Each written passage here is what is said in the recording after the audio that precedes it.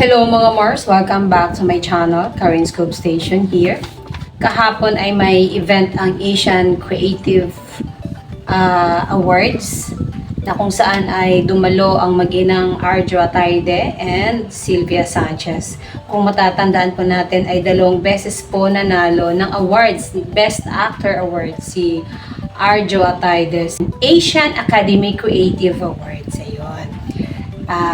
Nangyari nga ang event na ito or networking event sa Manila, sa Marco Polo Ortigas, Manila. Kasi alam naman natin na ang pamilya Atayde ay may sariling studio, itong Nathan Studio. Sila ay bumibili o naglalako ng mga pelikula para ipapalabas sa ibang bansa.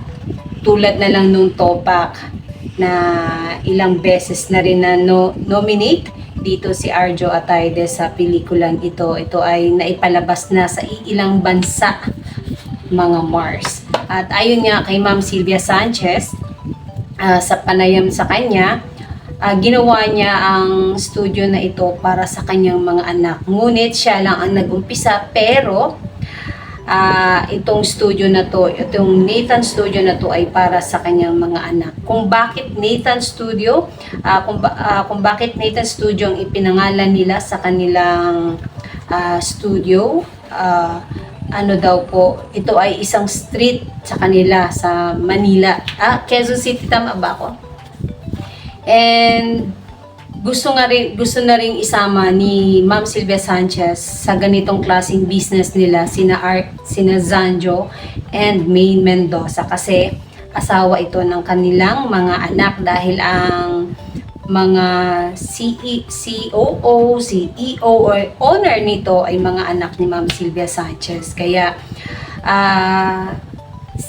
kasama na rin sina Zanjo at Maine Mendoza dito kasi si Ria ay asawa ni Zanjo, si Maine ay asawa ni Arjo Atayde. At ngayon na daw ay sinasama na rin niya ang kanyang anak na si Jella Atayde. Dahil nga, syempre, darating ang panahon na sila na ang hawak ng Nathan Studio.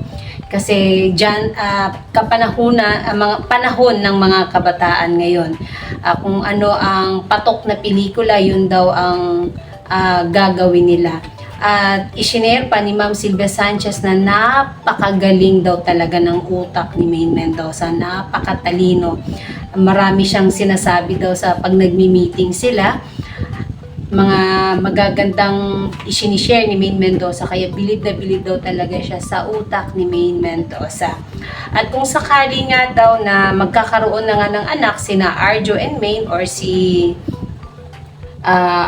Ria and Zanjo, baka siya na lang daw muna ang hawak ng Nathan Studio, pero pwede rin naman daw baliktarin, siya ang mag-aalaga ng mga apo, mga anak niya ang kikilos o mag-aasikaso sa Nathan Studio. Kaya palagi po natin nakikita si Ma'am Sylvia Sanchez sa kanyang Instagram account na pumupunta po sa ibang bansa dahil yun nga, business, bumibili po sila ng mga pelikula at nilalako rin po nila ang mga pelikula para po sa ibang bansa. Ganun pala yun. Masyadong malalim itong business na to dahil wala naman tayo. Pero yung ang isinare ko lang dito, yung sinabi nga ni Ma'am Sylvia Sanchez, nakasama na nga dito si Maine Mendoza at nabilib nga siya sa talino ni Maine ng kanyang daughter-in-law. And that's it. Meron pala kayo na sa 8 Bulaga, mga Mars. Sa Instagram kasi, merong nag-share na Army fans na napasayaw si Maine Mendoza na yung ganon. Dapat daw, kasi parang hip-hop siya. Di ba ang asawa niya mahilig magsayaw, hip-hop din. So sabi ni Maine, dapat daw sa kanya, pa-sweet lang. Si Arjo daw dapat ang sumayaw noon. Yun lang. And that's it, mga Mars. Thank you for watching this video. Please like, comment, and subscribe for more scoops. Bye! Shout out Armenia!